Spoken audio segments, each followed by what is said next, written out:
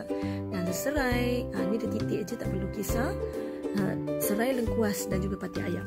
Ada air secukupnya dan garam kasar seperti biasa. Lada sula dan juga lada hitam. Dan ini dia rempah yang akan memberikan cita rasa yang sedap untuk sup soto ini, iaitu rempah Tok Terengganu yang saya jual tu. Jadi boleh order, cuma WhatsApp saya nanti. Okey, so kita perlukan kuali yang besar sebab kita nak pastikan kuah dia banyak.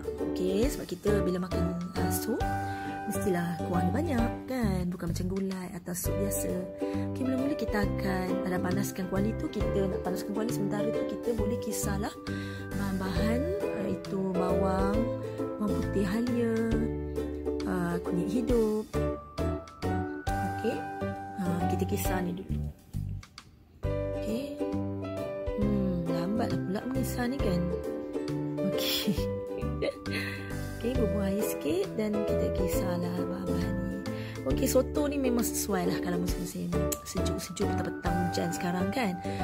Ni satu inspirasi pada yang berfikir apa benda nak masak. Jadi soto ni tak susah lah masaknya, sebab masak sup aja. Dan cuma kita kena rebus ketupat awal. Jadi saya dah rebus ketupat belah pagi sebab saya nak makan soto belah malam.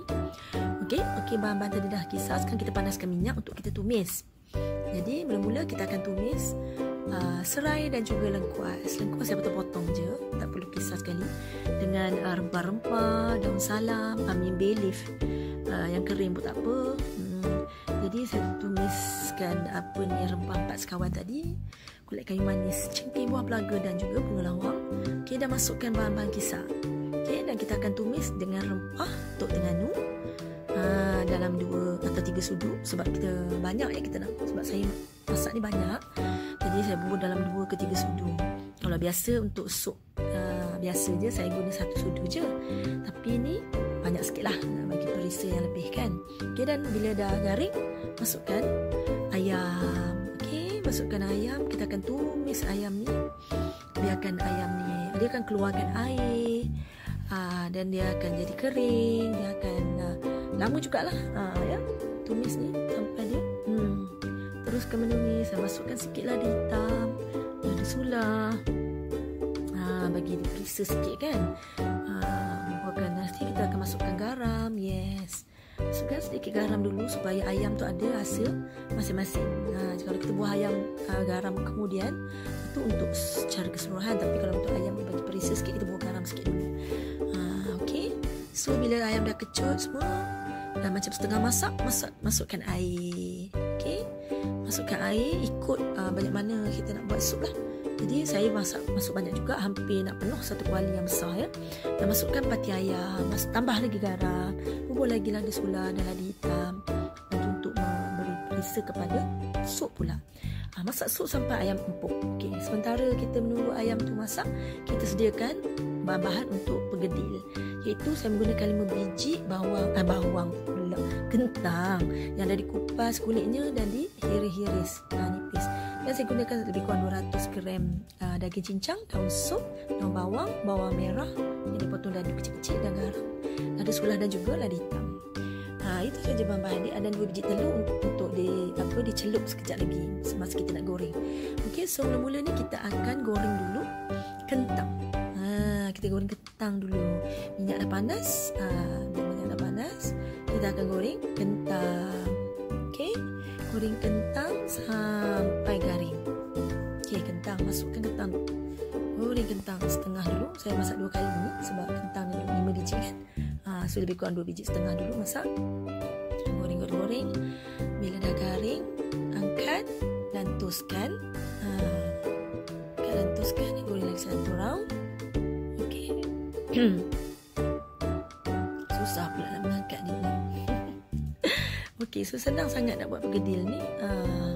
Ini kita goreng. Okey, sekarang kita check lah sekejap sup tadi kan. Dah mendidih-didih dah bagi nak harap. So boleh tengok kita dah check ayam dah lembut, dah empuk semua. Ayam agar sup semua dah cukup dan bolehlah tutup api. Okey, sekarang ni kita kisar kentang. Okey, dalam ni kalau ada food processor, butter processor saya dah rosak, ni saya ada chopper je, tapi pun boleh guna. Sebab dia cuma dia kecil sikit, jadi saya tak boleh buat sekali, saya kena kisar 2 kali. Okey, bila semua dah sudah, okey.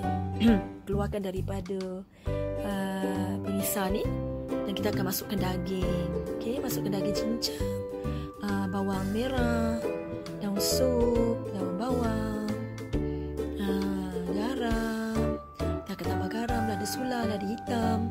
Semua cukup-cukup perisa dia semua dan kita akan gaul semua rata menjadi tu dia, kita gaul supaya dia menjadi dough.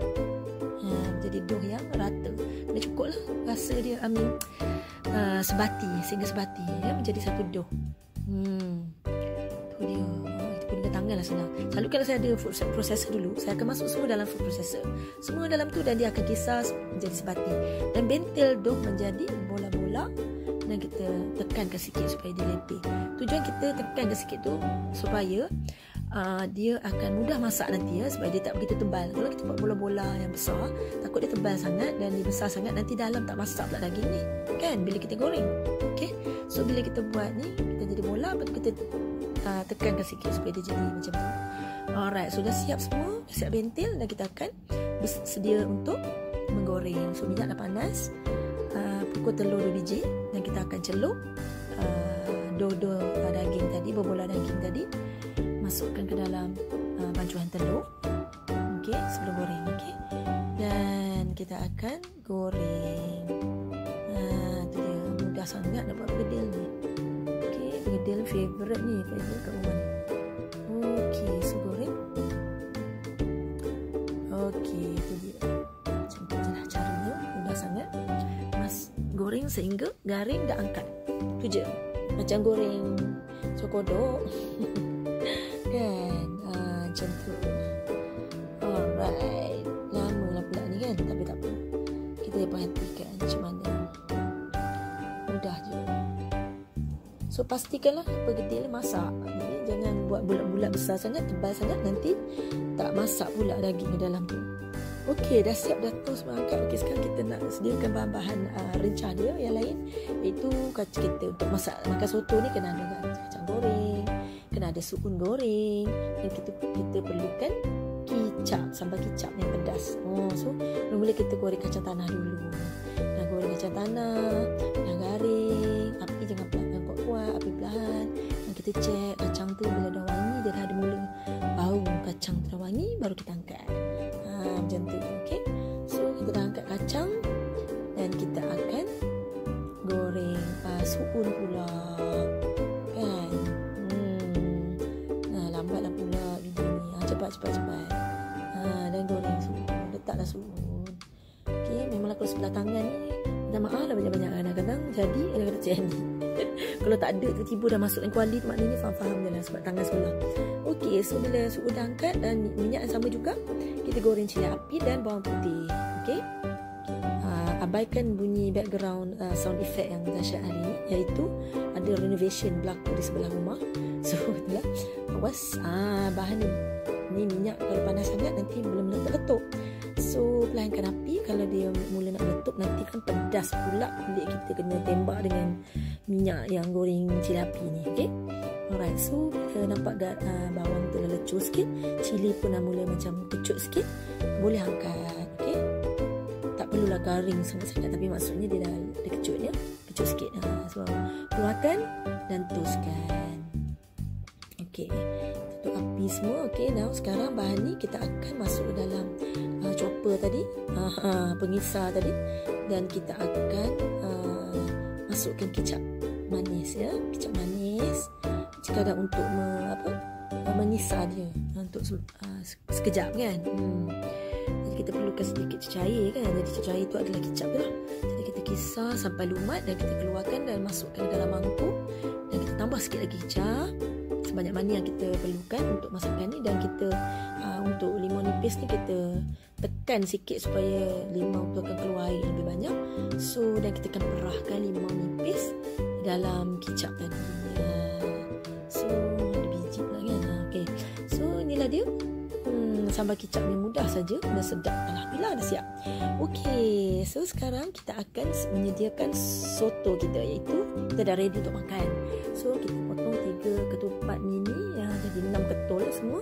Masukkan toge, masukkan Saya suka toge banyak. So toge 2 kali round. Daun sup dan daun bawang. Okey. Dan kita masukkan kacang tanah tadi, kacang goreng tadi. Kacang goreng. Lagi apa lagi? Suara pun dah hilang.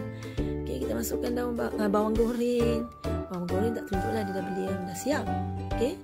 Lepas tu kita masukkan sup goreng. Ini semua option. Kalau tak suka tak payah bubur. Kalau suka bubur limau kasturi. Itu nak bagi dia masam-masam sikit kan. Sedap yang buatkan sesuatu tu sedap. Okey, dan kita bubuhkan pergedil kita yang meletup tadi. Okey, pergedil sedap ni. Okey, pergedil saya letak 3 biji untuk hidangan ni. 1 biji tak cukup, 2 biji pun tak cukup, 3 biji baru cukup. Sebab 6 ketul kan. Berapa cukup.